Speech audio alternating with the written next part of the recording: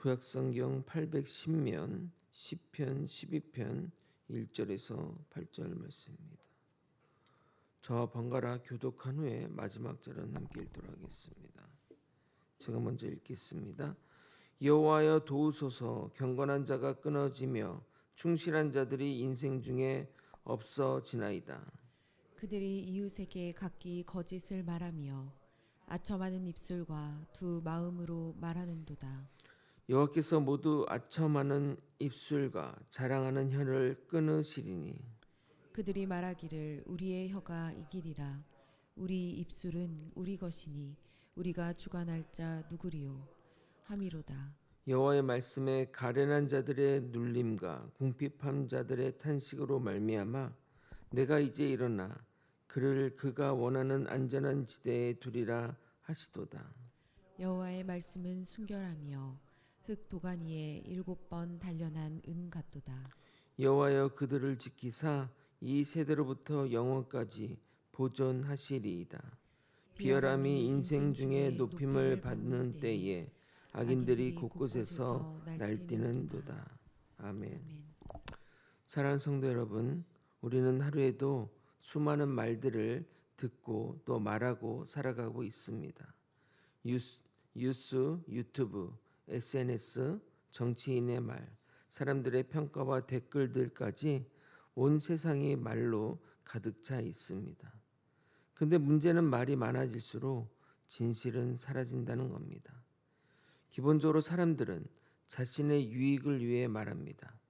자신을 포장 위해 말하고 상대를 속이기 위해 말하며 심지어 교회 안에서도 진실한 말보다는 좋은 말만 더 많을 때가 듣기 좋은 말만 많을 때가 많습니다. 다윗도 그런 시대를 살았습니다. 오늘 시편 12편은 다윗의 탄식시로서 거짓과 아첨과 교만한 말이 가득한 시대를 바라보며 하나님께 도움을 구하는 내용입니다. 의인이 사라지고 신실한 자가 끊어지는 시대 속에서 다윗은 사람의 말이 아니라 하나님의 말만이 참되다고 고백하고 있습니다. 그래서 단순히 나쁜 말을 하지 말자라는 윤리적 교훈이 아니라 하나님이 없는 인간 사회에 얼마나 거짓과 자기장으로 무너져 가는지를 보여주며 그 가운데서 그 거짓으로 인해 고통받는 가난하고 궁핍한 자들을 보호하신다는 언약적 신앙을 드러내고 있습니다. 오늘 말씀을 통해 거짓된 세상에서 우리가 무엇을 붙들고 살아가야 하는지 깨달음을 얻는 시간이 되길 예수님의 이름으로 소원합니다. 다윗은 이렇게 시작하고 있습니다. 1절입니다. 여호와여 도우소서.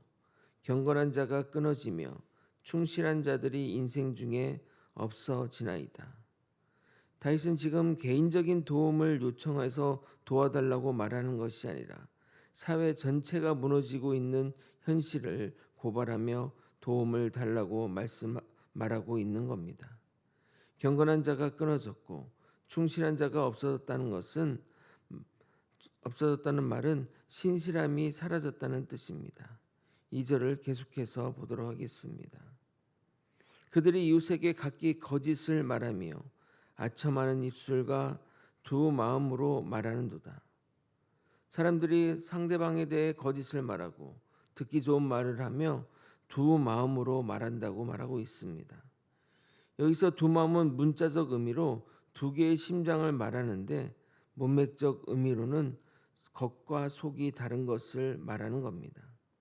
예를 들어 앞에서는 칭찬하지만 뒤에서는 험담하는 것을 말하며 입으로는 사랑을 말하지만 속으로는 이용일 궁리만 말하는 것을 말하며 하나님을 말하지만 실제로는 자기 욕망을 위해 살아가는 것을 말하는 겁니다.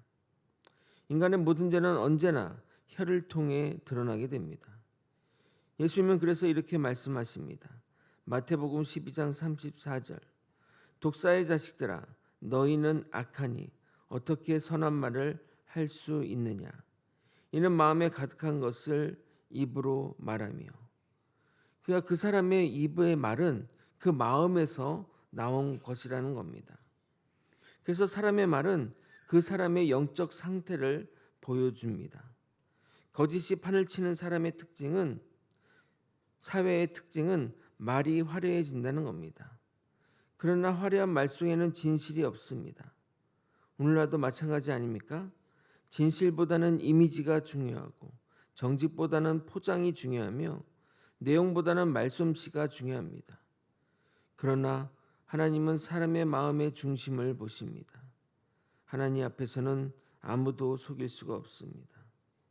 결국 하나님은 그 교만한 혀를 심판하십니다. 3절을 여러분이 한번 읽어보겠습니다. 시작. 여호와께서 모든 아첨하는 입술과 자랑하는 혀를 끊으시리니.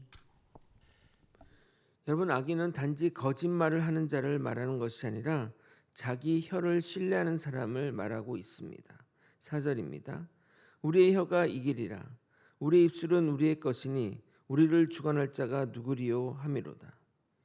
이것은 악인들의 말로서 우리를 주관할 자가 누구냐, 이것이 바로 인간 죄성의 특징을 나타내는 겁니다. 악인은 하나님을 거부하며 자신이 주인 되어 사는 자들입니다. 인간은 자신의 말로 세상을 움직일 수 있다고 생각합니다. 사실 세상은 말로 움직이는 것처럼 보입니다. 정치도 말로 하고 사업도 말로 하고 관계도 말로 형성합니다. 그러나 성경은 혀는 인간이 통제할 수 없는 죄의 기관이라고 말합니다. 야고보 사도는 혀를 불이라고 말합니다. 그래서 작은 불씨 하나가 온 산을 태우듯이 혀 하나로 공동체를 무너뜨린다고 말하는 겁니다. 교만한 사람들의 특징이 무엇인지 압니까? 말이 많고 자기 자랑이 많으며 자기 의가 넘쳐납니다. 그러나 반대로 은혜를 아는 사람들은 말이 조심스러워집니다. 왜냐하면 자기 안에도 죄가 있음을 알기 때문에 자기의 그 죄를 나타내지 않기 위해 조심한다는 겁니다. 사랑하는 성도 여러분, 우리는 우리 혀를 얼마나 잘 관리하고 계십니까? 기도보다는 말이 많고 감사보다는 불평이 많고 격려보다는 판단이 많지 않냐 이 말입니다. 우리의 입술에 반드시 파수꾼을 세워야 합니다. 이 시편의 핵심은 바로 6절에 있습니다. 6절을 여러분이 한번 읽어보도록 하겠습니다. 시작. 여호와의 말씀은 순결하며 흙 도가니에 7번 단련한 은 같도다. 세상은 거짓으로 가득하나 하나님의 말씀은 순결합니다. 사람의 말은 상황과 감정에 따라 변하나 하나님의 말씀은 변하지 않습니다. 7번 단련된 은이라는 표현은 7이 안전한 숫자를 의미하기에 완전한 순결함을 의미합니다. 즉 하나님의 말씀에는 거짓이 없고 실수가 없으며 실패가 없다는 것을 말하는 겁니다. 왜 다윗이 이 고백을 하는 이유를 아십니까? 세상에는 진실이 없기 때문입니다. 사람을 믿을 수 없을 때, 또는 환경이 흔들릴 때, 또는 세상이 거짓으로 가득할 때 성도는 결국 하나님의 말씀으로 돌아가야 됩니다. 오늘날 교회의 위기는 프로그램이 부족해서가 아닙니다. 말씀의 권위가 무너졌기 때문입니다. 사람들은 하나님의 말씀보다 세상의 목소리를 더 신뢰합니다. 유튜브는 하루 종일 보면서 성경은 10분도 읽지 않습니다. 뉴스는 믿으면서 하나님의 약속은 의심합니다. 그러나 성도는 하나님의 말씀 위에 서야 합니다. 종교개혁자들이 왜 그렇게 오직 성경을 외쳤는 줄 아십니까? 교회의 전통도 교황의 말도 인간의 철학도 완전하지 않지만 오직 하나님의 말씀만 오류가 없기 때문입니다. 하나님은 거짓된 세상에서 거짓으로 고통받는 자기 백성을 지키십니다. 5절을 읽겠습니다. 여호와의 말씀에 가련한 자들의 눌림과 궁핍한 자들의 탄식으로 말미암아 내가 이제 일어나 그를 그가 원하는 안전지대에 두리라 하시도다. 세상은 약자를 짓밟고 악인은 교만한 말로 사람들을 압박하나 하나님은 그들의 탄식 소리를 들으십니다.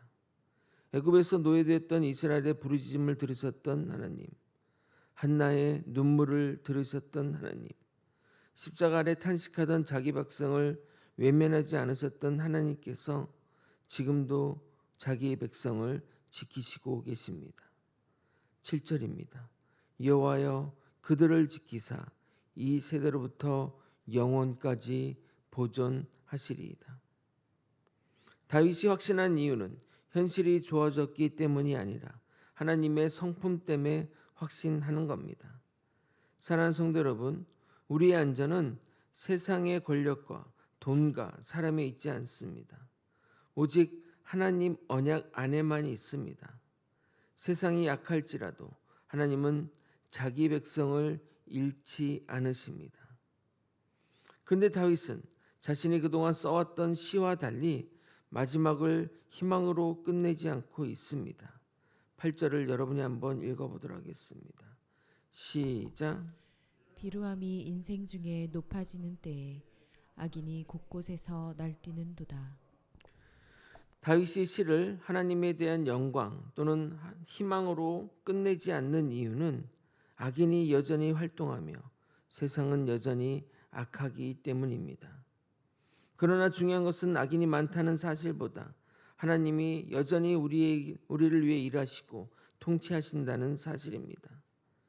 기독교 역사상 세상이 선한 적은 단 한 번도 없었습니다. 악인이 잠잠한 때도 단 한 번도 없었습니다. 초대 교회도 악한 시대를 살았으며 종교 개혁 시대도 혼란스러웠습니다. 오늘날도 마찬가지입니다. 그러나 하나님은 역사 가운데 자기 사람들과 자기 백성들과 자기 교회를 지키셨습니다. 그래서 성도는 시대를 두려워하는 사람이 아니라 진리를 붙드는 사람이어야 합니다. 말씀을 정리하겠습니다. 사랑하는 성도 여러분, 세상은 여전히 거짓말이 가득하나 하나님의 말씀은 변함이 없습니다. 사람의 말은 언제나 우리를 실망시키시고 세상의 약속은 무너지며 통치자의 말도 수시로 바뀝니다. 그러나 하나님의 말씀은 영원합니다. 예수님은 자신을 이렇게 말씀하셨습니다. 나는 길이요 진리요 생명이니. 예수 그리스도는 하나님의 완전한 말씀이 육신되어 오신 분이십니다. 우리는 그 예수 그리스도를 붙들어야 합니다. 거짓의 시대 속에서 진리를 붙드십시오. 두 마음의 세상 속에서 흔들리지 말고 말씀 위에 서십시오. 사람의 말보다는 하나님의 말씀을 더 신뢰하십시오. 그리고 우리의 혀도 하나님께 드립시다. 거짓 대신 진실을 말하고 정죄 대신 복음을 말하며 교만 대신 은혜를 말하는 주의 성도들이 다 되시기를 예수 그리스도 이름으로 축원드립니다. 다 함께 기도하겠습니다. 아버지, 영원히 변치 않는 예수 그리스도를 붙드는 자가 되게 도와 주시옵소서. 우리의 신앙을 말씀 위에 세우게 하여 주시옵소서. 영원히 변치 않는 하나님의 언약과 하나님의 말씀을 더 신뢰하는 사람이 되게 하여 주시옵소서. 세상은 거짓을 말하고 또 세상은 아버지 정죄를 말하나 우리는 하나님의 은혜를 붙들며 하나님께 나아가는 우리 모두가 될 수 있도록 주님 역사하여 주시옵소서. 이 모든 것 우리 주 대신 예수 그리스도 이름으로 기도드리옵나이다. 아멘.